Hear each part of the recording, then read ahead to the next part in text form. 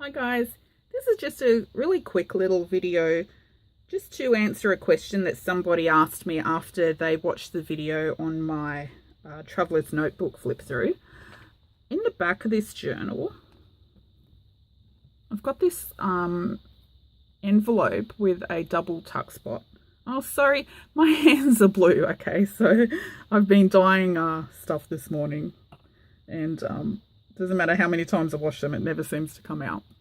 So I've got this little envelope with a double tuck spot, one top, one bottom, facing opposite directions. One there, one there.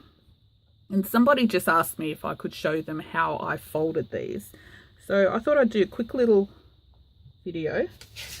Okay, this is actually the third time I've tried to film this because I made these envelopes months and months ago and I actually forgot how I did them. And every time I went to film, I was like, oh goodness, I've forgotten, and I had to start again. So I think at the time I did trim the raggy edges off, but for the sake of this video, I'll leave it. So this is text reading the correct way. And all I did, just fold that corner up. Oops. Fold that corner up to the edge. Then fold this one down right to the edge there. Sorry, I've got threads everywhere. Fold that up, flip it over, and this pointy bit, just fold over, and it should line up with the edge there. And that's it.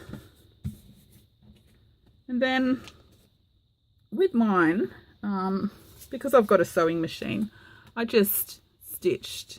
Actually, before I stitched it, I inked the edges of the pockets just to give it some definition, both pockets and the edge and all the way around.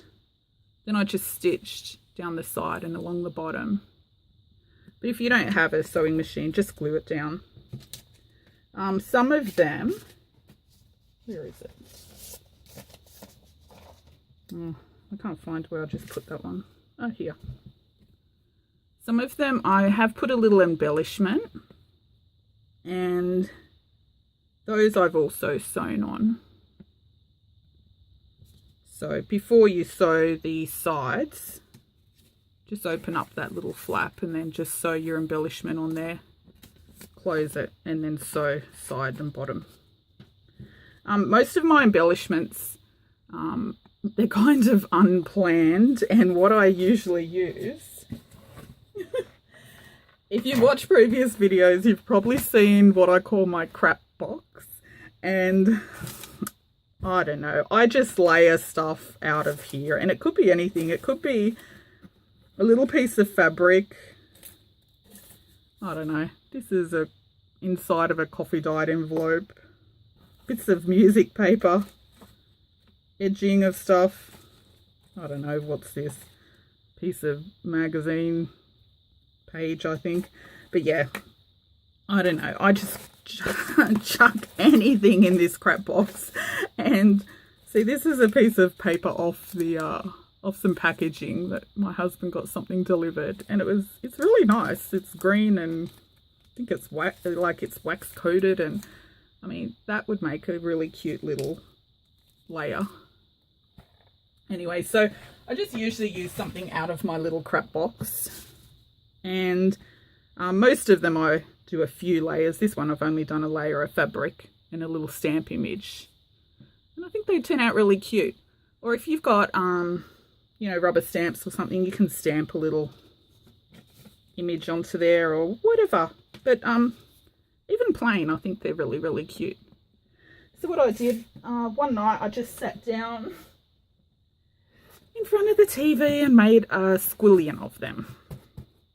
So easy way to use up book pages, and they're really handy to have when you make journals. They're good to go. Just I don't stitch them, I just leave them plain. I stitch them up as I go and don't think about it. I don't even pick the colour thread. Whatever's in the machine, you'll see my bobbin and top thread are always different. Whatever's in there goes. Anyway, that's it. Thought I'd share that. Bye.